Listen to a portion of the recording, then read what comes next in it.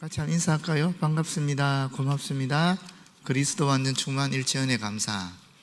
네, 오늘은 어린이날이라서 어린이들과 함께 시간을 보내셨죠? 어린이가 있는 집은 감사하죠, 그죠? 어린이가 없이 청소년, 대학생, 청년들, 어른들이 있으면 그것도 감사하지만 어린이가 있는 가정이 참 감사한 일이 많지요. 오늘은 사무엘하의 핵심 줄거리에 대해서 함께 말씀을 나누겠습니다. 사실 사무엘상은 어떻게 생각하면 사무엘과 어떤 사울의 기사가 대부분을 차지하고 있는 다윗을 이야기하기 위한 어떤 서론이라 볼 수 있습니다. 그런데 사무엘하는 다윗의 삶을 이야기하는 본론으로 사실 볼 수 있습니다. 다시 말하면 사무엘서는 다윗의 전기라라고 보는 것이 좋다라는 것이죠. 상은 서론격이고 이제 하는 본론격이다, 이렇게 보시면 되겠습니다. 사무엘하의 저자도 상과 마찬가지로 정확하게 알지 못합니다. 두 권은 한 권의 책이었으니까요. 역사적인 배경을 보게 되면은 먼저 시대적 배경에 있어서 다루는 연대는 다윗이 헤브론으로 통치했던 그런 7년 6개월의 기간이 있습니다. 그리고 또 예루살렘에서 다윗이 통치했던 기간이 있는데 33년입니다. 전체 어떻게 되죠? 그러면 40년 6개월 정도 되는 건가요? 그런 이 시대를 다루고 있다고 볼 수 있겠습니다. 주전 1111년에서 주전 971년까지 그렇게 다루고 있습니다. 이 사무엘서를 기록한 연대는 언제 되느냐 하면 지난번에 말씀드린 것처럼 다윗의 통치 기간이 끝난 후 얼마 되지 않은 시점에서 기록이 될 것이다 라고 여겨지고요. 지리적 배경은 똑같습니다. 가나안입니다. 다윗이 다스린 영토 안에서 일어난 일이라고 볼 수 있겠지요. 세 번째 주제를 보게 되면 먼저 첫 번째가 다윗 언약에 대한 이야기가 나옵니다. 7장 4절부터 17절까지 이 다윗 언약에 대한 이야기가 나오는데 본문 핵심 구절 이야기를 좀 더 구체적으로 설명하겠지만 다윗은 하나님을 위해서 집을 짓기를 원했습니다. 그렇지만 하나님께서는 거절하셨죠. 거절하시고 이 다윗의 집과 다윗의 나라가 하나님 앞에서 오히려 영원히 보존되고 그 왕권이 영원히 견고하게 되리라고 약속하고 있습니다. 사실 북왕국 이스라엘 같은 경우에는 여로보암 왕조가 계속 가지를 못했지요. 여러 왕조가 난립하는 그런 모습을 보였지만 유다에서는 단 하나의 왕조, 다시 말하면 다윗 왕조가 끝까지 갔다라고 볼 수 있습니다. 그 당시 이집트와 메소포타미아에서 한 왕가가 지속되는 평균이 학자들에 의하면 약 100년 정도 되었다라고 합니다. 100년 미만이었다라는 것이죠. 그런데 이 다윗 왕가가 약 400년간 지속된 것은 이웃과 비교하면, 이웃 왕국과 비교하면 상당히 오랜 기간 지속되었다라고 볼 수 있습니다. 그런데 여러분, 우리나라는 왕조가 어떻게 됐죠? 신라가 몇 년을 지속했는지 압니까 혹시? 신라, 고조선은 워낙 신화시대니까 고조선은 우리가 뺀다 하더라도 신라가 얼마나 지속됐을까요? 약 1000년입니다. 1000년, 대단한 일입니다. 그러니까 이집트와 메소포타미아 왕조에 비하면 거의 10배가 지속된 것이 신라입니다. 통일 신라까지 포함해서 보니까 56대 992년간 존속했더라고요. 대단한 역사입니다. 그러니까 고려는 이 왕씨가 34대에 걸쳐서 474년간 지속했고요. 조선은 이씨죠. 이씨가 27대에 걸쳐서 518년간 지속된 것입니다. 다른 세계 역사에 비해서 비교해 보면 우리나라 역사는 굉장히 대단한 왕조를 이룩한 역사라는 것을 사실은 알 수 있어요. 그 다음에 사무엘하의 두 번째 주제는 이 순종과 불순종입니다. 1장부터 7장까지가 다윗의 순종에 대해서 이야기하고 있습니다. 그래서 하나님의 축복을 가져오죠. 그게 8장부터 10장까지입니다. 반면에 11장은 다윗의 불순종을 이야기하고 있고 그 뒤를 이어서 하나님의 심판이 12장부터 24장까지 나와 있습니다. 다시 말하면 사무엘 하의 핵심적인 주제라는 것은 하나님께 순종하면 복을 받고 불순종하면 재난과 심판이 따른다 하는 것입니다. 이 주제가 어디에 나온 주제냐면은 신명기에 나온 주제입니다. 신명기 주제와 이 사무엘 하의 주제가 같다라고 볼 수 있겠습니다. 네 번째는 그리스도에 대한 예표입니다. 그리스도를 예표하고 있는 것은 첫 번째는 다윗입니다. 이 다윗 언약이라는 것이 사실은 약속된 영원한 왕국, 또 왕위, 그리고 후손이라는 세 가지 약속이 있는데 이것이 사실은 그리스도에게서 성취가 되는 것입니다. 완전하게 성취가 되는 것입니다. 물론 다윗 언약이라고 얘기하는 것은 사실은 이 문맥상으로 볼 때는 이 시대의 당시 역사적 관점에서 볼 때는 솔로몬과 그 뒤를 이은 다윗의 후손들이 통치하는 이스라엘 왕국이라고 볼 수 있습니다만은 궁극적으로 보게 되면은 이것은 메시아 왕국에 대한 예수 그리스도에 대해서 온전히 성취된 언약이라는 것을 우리는 알 수 있다는 것입니다. 그리고 이스라엘 백성들이 메시아 대망 사상을 가지고 있지 않았습니까? 식민시대에 약 2000년을 흘러가는 동안에 이 사람들이 메시아 왕국에 대한 메시아에 대한 그런 사상이 있었는데 그 사상의 근거가 어디 있는가 하면 사무엘 하입니다. 이번 나오는 이 사무엘 하를 통해서 이 다윗 언약을 통해서 메시아 대망 사상을 가지게 되었다는 것입니다. 다윗 왕조는 오래전에 사라졌지만 다윗의 고향이요 다윗이 기름 부음 받은 이 베들레헴에서 태어난 나사렛 예수에게서 다윗에게 주어진 약속이 성취되었다라는 것입니다. 다섯 번째 핵심 구절입니다. 핵심 구절은 제가 세 가지로 살펴볼 것인데 첫 번째는 5장 12절 말씀입니다. 다윗이 여호와께서 자기를 세우사 이스라엘 왕으로 삼으신 것과 그의 백성 이스라엘을 위하여 그 나라를 높이신 것을 알았더라 하는 말씀입니다. 5장 12절 말씀 보게 되면 하나님께서 다윗을 이스라엘 왕으로 삼으셨을 뿐만 아니라 또 그 왕국이 번성하도록 하셨는데 그것을 다윗이 분명하게 알았다라는 것입니다. 여기서 알았다라는 표현이 제일 먼저 나온 것이 어디냐면은 아담이 하와와 동침하는 얘기 하지 않습니까? 그때 성경에서는 야다라는 말을 쓰거든요. 야다. 그 야다라는 말이 이 본문에 나오는 알았더라 하는 말에 다 같은 단어입니다. 다시 말하면 이것은 부부지간에 서로 이 가족 부부 생활을 하다 보면은 속속들이 다 알게 되잖아요. 그것도 경험적으로 알게 되잖아요. 같이 생활하면서 완전히 알게 되잖아요. 그런 의미의 뜻입니다. 다시 말하면 피상적으로 아는 것이 아니라 체험적으로 구체적으로 알 뿐만 아니라 그와 동시에 더불어서 심지어 그 본질까지 파악하는 것을 얘기합니다.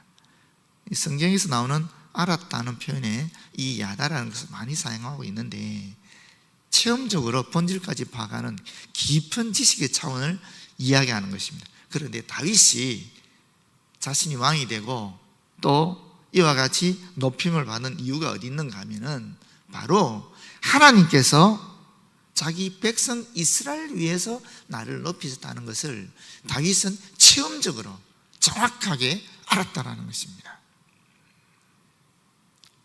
다시 말하면 자기가 다윗 자신이 하나님 앞에서 위대한 그릇이라서 거룩한 존재라서 그런 것이 아니었다라는 것을 스스로 고백하는 것입니다.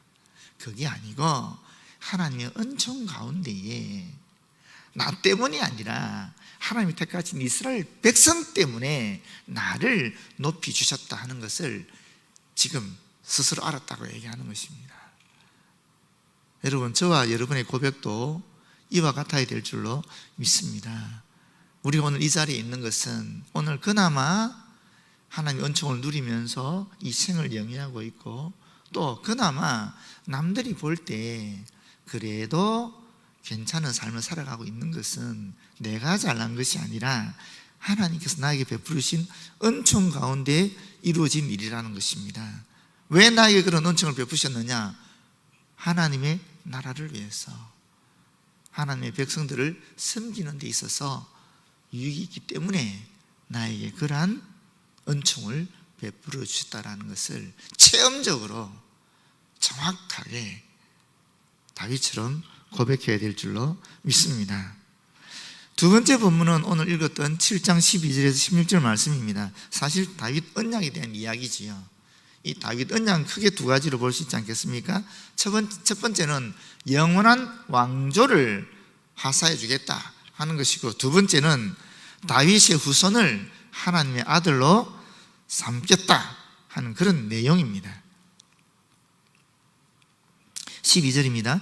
내 수완이 차서 내 조상들과 함께 누울 때에 내가 내 몸에서 날 내 씨를 내 뒤에 세워 그의 나라를 견고하게 하리라. 여기 정확하게 나오지요. 이 나라를 견고하게 세워주겠다, 확립시켜 주겠다 하는 이야기죠. 그리고 두 번째는 이 씨에 대한 얘기가 있지 않습니까? 씨, 다윗의 씨, 다윗의 후손이죠. 1차적으로 이 다윗의 씨라는 것은 솔로몬을 이야기하는 것입니다. 그러나 나아가서 이것은 예수 그리스도를 얘기하는 것이고, 더 나아가서 저와 여러분을 이야기하는 것입니다. 우리 그리스도인들을 이야기하는 것입니다. 그 뒤에 나오니까 그때 다시 설명하도록 하겠습니다. 여기 견고하게 하리라 하고 있는데, 이 견고하리라 하는 것은 직역하면 내가 확립할 것이다 라는 뜻입니다. 하나님께서 세우실 그런 왕을 통해서 단지 눈에 보이는 나라를, 다시 말하면 솔로몬의 왕권을 견고하게 하시겠다 하는 의미를 갖고 있으면서, 동시에 눈에 보이지 아니하는 장차 다윗의 후손으로 오실 영원한 왕 그리스도를 통해서 메시아 왕국을 손수 확립하시고 견고하게 하실 것이다 하는 뜻을 담고 있습니다. 13절입니다. 그는 내 이름을 위하여 집을 건축할 것이요, 나는 그의 나라 왕위를 영원히 견고하게 하리라. 내 이름을 위하여 집을 건축한다 그랬습니다. 하나님의 집, 성전, 오늘 치면 이 예배당이라는 것은, 교회 건물이라는 것은 하나님의 이름을 위하여 건축되는 것입니다. 비록 예수님을 통해서 이 성소와 진수 사이에 막은 커튼은 찢어졌지만, 그럼에도 불구하고 성전 그 자체는 지금도 존속하는 것입니다. 그런데 그 성전이라는 것은 바로 하나님의 이름을 위하여 건축되는 것이라는 것입니다. 오늘날 우리나라에도 전 세계에 방방곡곡에 도처에서 수많은 교회들이 세워져 있습니다. 그 교회는 하나님의 이름을 위하여 건축되어 있는 곳이라는 겁니다. 하나님의 이름. 하나님 어디 계시는가? 하나님 어디 계십니까? 교회당에만 계시는가? 그건 아닌 건 알잖아요. 분명히 하나님께서는 다윗이 하나님의 집을 건축하겠다 그랬을 때 거부하셨거든요. 왜냐하면 하나님이 그 좁은 곳에 그 좁은 곳에 계시겠냐는 것입니다. 하나님은 하늘에 계시는 거거든요. 신명기에 나옵니다. 하나님의 저수는 하늘이다라고 신명기 4장 36절에 26장 15절에 분명히 이야기하고 있거든요. 하나님의 저수는 하늘에 있다라는 것입니다. 그러면 이 땅에 있는 성전은 뭔가? 하나님의 이름을 위하는 곳이라는 것입니다. 하나님의 이름이라는 의미가 무엇이겠습니까? 그것은 곧 하나님의 임재를 상징하는 그런 의미를 가지고 있다는 것입니다. 하나님의 성전이라는 것은 하나님의 소유이고, 동시에 하나님의 백성이 하나님의 임재를 경험하기 위해서 그것으로 나아오는 것이라는 것입니다. 집에서 기도해도 하나님 임재하시지요. 직장에서 기도해도 하나님 임재하시지요. 물론 임재하십니다만은, 특별히 성전이라는 것은, 예배당이라는 것은 하나님께서 당신의 이름을 위하는 곳으로, 또 백성들이 나올 때에 내가 그와 함께 하겠다고 약속하신 장소라는 것입니다. 그래서 우리는 예배당에 나오는 것입니다. 집을 건축한다. 땅에 있는 집은 솔로몬이 건축했지요. 그러나 눈에 보이지 않는 집은, 영원한 성전은 예수 그리스도께서 다윗 후손으로 오셔서 건축하셨다라는 것입니다. 건축하게 될 것이라는 것입니다. 근데 우리는 이미 예수님이 뒤를 살아가는 사람들이기 때문에 예수께서 이 땅에 눈에 보이지 아니하는 하나님의 영원한 집, 그것을 당신의 몸으로 건축하셨다라는 것을 이미 우리는 알고 있는 것이죠. 14절 말씀입니다. 나는 그에게 아버지가 되고 그는 내게 아들이 되리니. 누구겠습니까? 1차적으로는 솔로몬이겠죠. 나아가서는 그리스도시고, 더 나아가서는 오늘 저와 여러분인 그리스도인을 이야기한다라는 것입니다. 이게 어디 있느냐 하면, 여러분, 이 똑같은 구절이 이 사무엘하 7장 14절 이 말씀이, 나는 그에게 아버지가 되고 그는 내게 아들이 되리라 하는 말씀이 히브리서 1장 5절에 있습니다. 한번 찾아보시겠어요? 히브리서 1장 5절에 보게 되시면은, 하나님께서 어느 때에 천사 중 누구에게 너는 내 아들이라 오늘 내가 너를 낳았다 하셨으며, 이것은 시편 2편 7절에 나오는 말씀이고요. 또다시 나는 그에게 아버지가 되고 그는 내게 아들이 되리라 하셨느냐. 이게 사무엘하 7장 14절 오늘 본문 말씀이라는 것입니다. 이 신약이 그대로, 이 말씀 그대로 나오고 있는 것이죠. 이 의미가 뭐냐면, 이 의미는 또 사실 누가복음 1장 32절 32절에 33절에 보면 정확하게 설명하고 있습니다. 그가 큰 자가 되고 지극히 높으신 이의 아들이라 일컬어질 것이요 주 하나님께서 그 조상 다윗의 왕위를 그에게 주시리니 영원히 야곱의 집을 왕으로 다스리실 것이며 그 나라가 무궁하리라. 무슨 말씀입니까? 하나님께서 다윗에게 알려주신 집에 대한 말씀이 궁극적으로 그리스도를 통해서 세워질 메시아 왕국을 의미한다라는 것을 이 신약 말씀을 통해서 우리에게 알려주고 있는 것입니다. 또 고린도후서 6장 18절 말씀해 보게 되면은 너희에게 아버지가 되고 너희는 내게 자녀가 되리라 전능하신 주의 말씀이니라 라고 얘기하고 똑같이 인용하고 있습니다. 그러면서 이것은 무슨 의미가 있냐면, 다윗을 통해 솔로몬에게 선포하셨고 솔로몬을 통해 이스라엘에게 선포하신 하나님의 약속이 이제 그리스도를 통해서 믿는 자의 공동체에게 성취될 것을 말하고 있는 것입니다. 다시 말하면, 나는 그에게 아버지가 되고 그는 내게 아들이 되리라는 이 말씀은 다윗의 아들 솔로몬을 1차적으로 얘기하고 있는 것이면서 동시에 예수 그리스도를 얘기하는 것이고, 이 예수 그리스도를 통해서 이제 저와 여러분인 그리스도인들에게 이야기하고 있는 것입니다. 하나님께서 예수 그리스도를 통해서 저와 여러분의 아버지가 되시는 것이고, 우리는 예수 그리스도를 통해서 하나님 아버지의 아들, 딸이 된다는 것을 분명하게 말씀하고 있는 것입니다.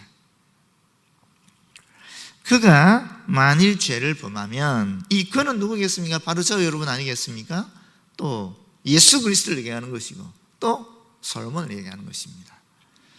그가 만일 죄를 범하면, 예수 그리스도가 죄를 범할 수 있나? 라고 생각하기 쉬운데, 예수님이 이 땅에 오실 때 인간으로 오신 것이에요. 인간으로 오셨으면서 예수님에게는 선택의 자유가 있었던 것입니다. 성부 하나님께서 성자 예수님을 인간으로 보내면서 인간에게 누구나 가지고 있는 유일한 특권인 자유의지를 주셨다라는 것입니다. 예수님도, 성자로서 오신 이 땅에 오신 예수님조차도, 예수님 그분도 하나님께서는 자유의지를 주셨다라는 것입니다. 선택할 수 있는 그런 권한을 주셨다라는 것입니다. 그 자유를 허락하신 것입니다.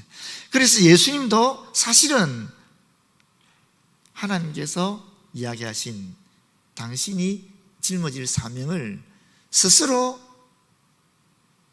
받아들일 수도 있고 또는 벗어날 수도 있는 선택의 자유를 허락하셨다는 것입니다. 선악과죠. 그러니까 첫 번째 아담에게 주신 선악과가 예수 그리스도에게는 십자가가 되는 것입니다. 이 십자가의 고난의 삶을 예수님이 받아들일 수도 있고 또는 거부할 수도 있는 그런 자유의지를 주셨다라는 것입니다. 첫 번째 아담은 선악과를 먹음으로 말미암아 자신의 자유의지를 부정적인 방향으로 사용했지만, 마지막 아담이었던 예수 그리스도께서는 이 십자가라는 선택의 기회에 있어서 스스로 하나님 뜻에 합당한 선택으로 자유의지를 활용하셔서 오늘 저와 여러분의 구주가 되셨고 영원히 하늘나라에서 높임받는 존재가 되었다라는 것입니다. 마찬가지로 이 그는 저와 여러분을 이야기하기도 하는 것입니다. 우리가 죄를 범하면 어떻게 되냐? 이 죄라는 것이 우리에게는 자유의지로 선택할 수 있는 권한이 주어져 있다는 것입니다. 죄라는 것이 우리 앞에 있는데 우리가 이 죄를 벗어날 수 없는가? 아니라는 거예요. 이건 운명적으로 죄를 지어야 된다, 그게 아니라는 것입니다. 죄가 우리에게 다가왔을 때 우리가 스스로 자유의지를 가지고 선택할 수 있다는 것입니다. 죄를 지을 수 있는 자유도 나한테 있고 죄를 짓지 아니하는 자유도 사실은 저와 여러분에게 있다는 것입니다. 그런데 우리가 자유의지를 잘못 선용해서 잘못해서 죄를 선택하게 될 경우에 어떻게 되는가? 뒤에 나오지요. 내가 사람의 매와 인생의 채찍으로 징계하리라. 여러분, 사람의 매라고 얘기하고 있습니다. 사람 막대기라는 것입니다. 인생의 채찍입니다. 인생의 쓰라림을 겪는다는 것입니다. 우리가 죄를 짓게 될 때 하나님께서 우리를 바르게 돌이키게 하시기 위해서 보내주는 막대기가 사람 막대기라는 것입니다. 사람을 통해서 내가 고난을 겪게 한다라는 거예요. 하나님께서 자기 아들을 바로잡기 위해 사용하는 도구가 사람 막대기와 인생 채찍이다 하는 것을 기억하시면 좋겠습니다. 솔로몬도 똑같이 이와 같은 사람 막대기, 사람의 매와 인생의 채찍으로 징계를 받았지요. 15절 말씀입니다. 내가 너희 앞에서 물러나게 한 사울에게서 내 은총을 빼앗은 것처럼 그에게서는 빼앗지 아니하리라. 인본주의적인 그런 왕 사울에게서는 하나님의 은총이 철회되었지만은 메시아 왕국의 영원한 왕으로 오실 메시아 그리스도에게서는 하나님의 은총이 지속될 것이다. 다시 말하면 저와 여러분에게는 지속될 것이다 하는 것입니다. 예수를 그리스도로 인정하여 하나님의 아들, 딸이 된 저와 여러분에게 이 다윗의 언약이 영원히 지속될 것이다 라고 약속해주고 있는 것입니다. 내 집과 내 나라가 내 앞에서 영원히 보존되고 내 왕위가 영원히 견고하리라 하셨다 하라. 이것이 다윗 언약입니다. 그런데 여러분, 이 약속의 말씀이 성취를 향해서 나아가기보다는 오히려 상실될 위기를 맞았지요. 그것이 무엇입니까? 유다의 멸망입니다. 이스라엘의 멸망이었습니다. 그럼 다윗 언약은 도대체 어떻게 되었는가? 그런데 여러분 아시다시피 바벨론을 끌려갔지만은 다시 귀환하게 되지요. 귀환한 나라가 존재했지만 또 사라지고 어떻게 됩니까? 예수 그리스도를 통해서 완전히 이루어지는 것입니다. 이 약속의 말씀이 유다 왕들의 실패 가운데서 더 견고하게 세워졌고 결국 그리스도를 통해서 완전히 성취되었다라고 볼 수 있는 것입니다. 하나님의 약속은 이와 같이 상당히 전체를 파악할 수 있는 것이지 그때 그 당시는 참 파악하기 어렵다라는 것이죠. 우리 삶도 그렇지 않습니까? 우리 인생을 전체를 봐야 이게 그때 그 순간에 위기가 왜 왔는지, 고난이 왜 왔는지, 그때 하나님의 섭리가 무엇인지 파악할 수 있는데 그거 툭 잘라가지고 그 고난의 틈바구니 사이에 끼어 있을 그 당시에 하나님 뜻을 찾는 것은 참 쉽지 않은 것입니다.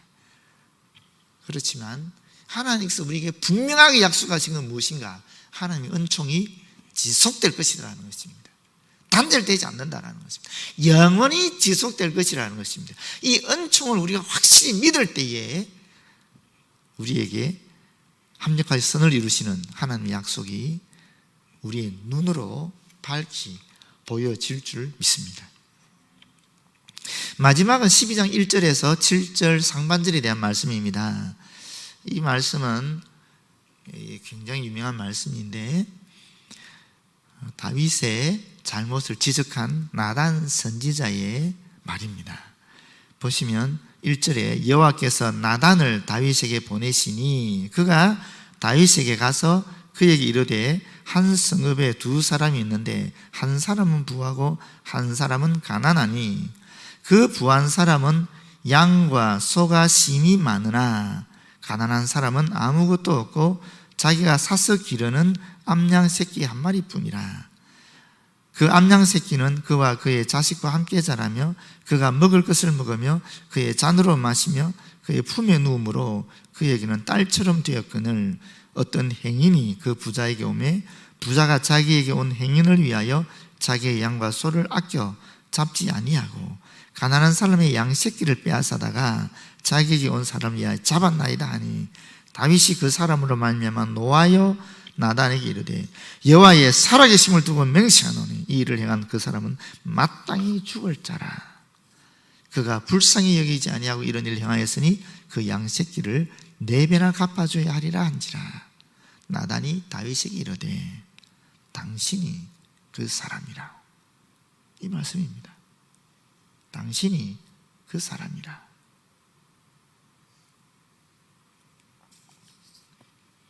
이 말씀은 다윗이 바세바 사건으로 범죄한 약 1년이 지난 시점에 하나님께서 나단 선지자를 보내서 징책한 내용입니다. 1년의 시간이 지났습니다. 어떻게 알 수 있습니까? 바세바의 아들이 태어났잖아요.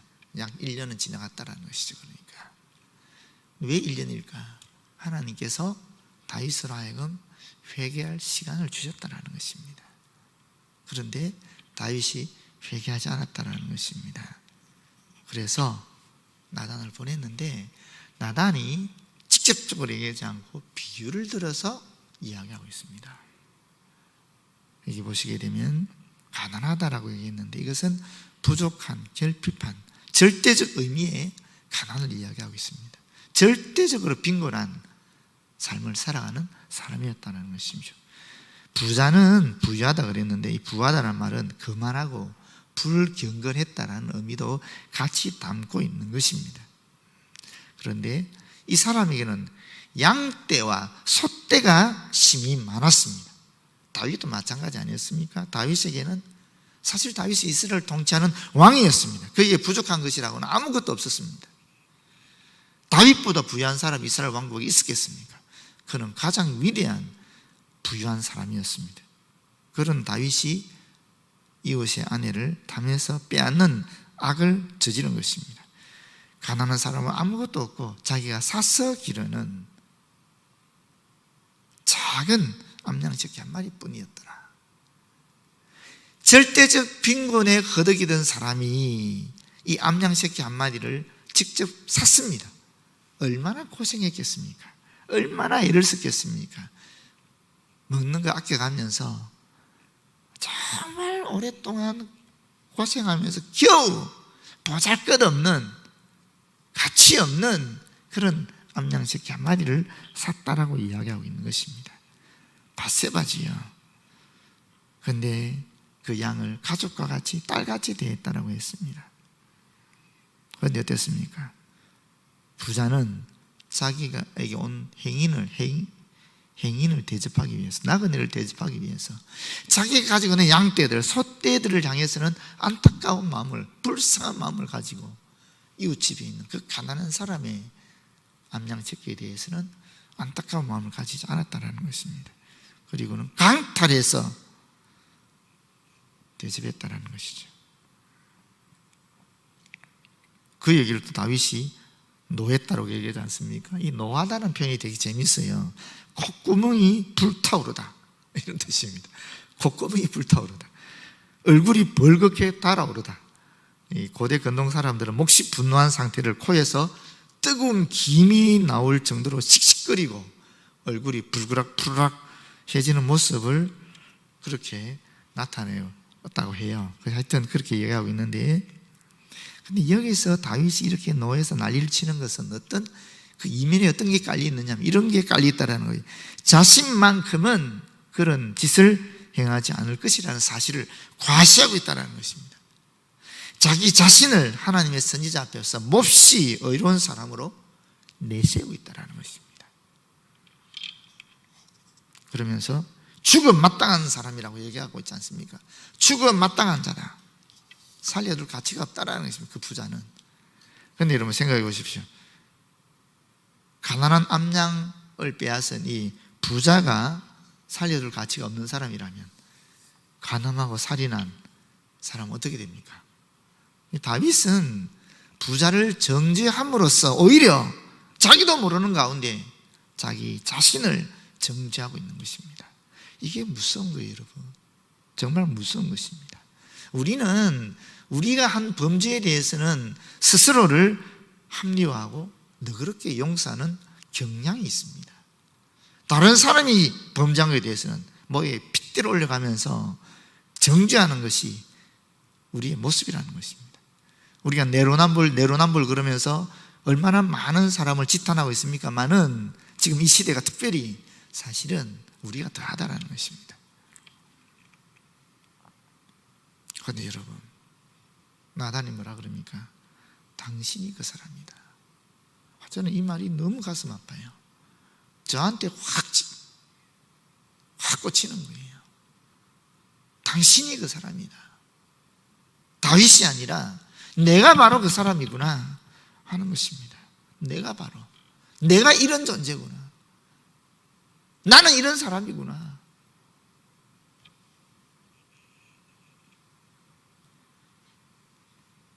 참 감사한 게 뭔지 아닙니까, 여러분? 제가 유명한 사람이 아는 것이 참 감사해요.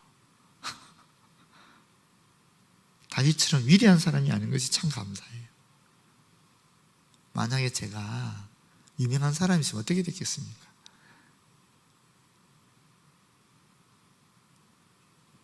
저를 주시하고 있을 거예요. 저를 24시간 주시하고 관찰하면 어떻게 되겠습니까? 과연 제가 이 자리에 설 수 있을까요? 저는 그러지 않으리라고 생각합니다. 다윗을 하나님은 24시간 관찰하고 계시니까 그게 은총이기도 하지만 그러니까 이런 일이 발생하는 거죠. 만약에 저나 여러분이 누구든지 간에 24시간 CCTV가 나를 관찰하고 있다 그러면은, 그게 만약에 방송이 된다 그러면은 지금 여기 나와 있을 수 있는 분이 과연 누가 있을까요? 정말 목사, 죄송합니다, 장로님, 권사님, 감히 나가서 내가 이야기할 수 있을까요? 쉽지 않을 거예요. 그렇지 않겠습니까? 유명하지 않은 것이 드러나 있지 않는 것이 감사한 것이죠. 그러니까. 근데 여러분, 바로 저와 여러분이 다윗과 같은 사람입니다. 결론적으로 말씀드리면 사무엘하는 영원히 지속될 다윗 왕조의 시작에 대해서 알려주기 위해서 기록한 책입니다. 사무엘상은 왕국이 어떻게 건립되었는지를 말해준다면, 사무엘하는 그 왕국이 어떻게 견고해졌는지를 말해주는 책입니다. 네, 기도하겠습니다. 아버지 하나님, 하나님께서 다윗에게 은총을 베풀으셨습니다. 영원한 왕국과 영원한 후사에 대한 언약을 하나님께서 베풀어 주셨습니다. 다윗은 그의 호응에서 정말 하나님이 기뻐하시는 종으로서 사명을 잘 감당했지만, 그도 말년에 실수하게 되었고 그 실수로 말미암아 엄청난 고통을 당하게 되었습니다.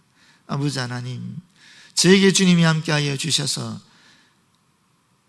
당신이 바로 그 사람이라 하는 음성을 들을 수 있도록 도와주시옵소서.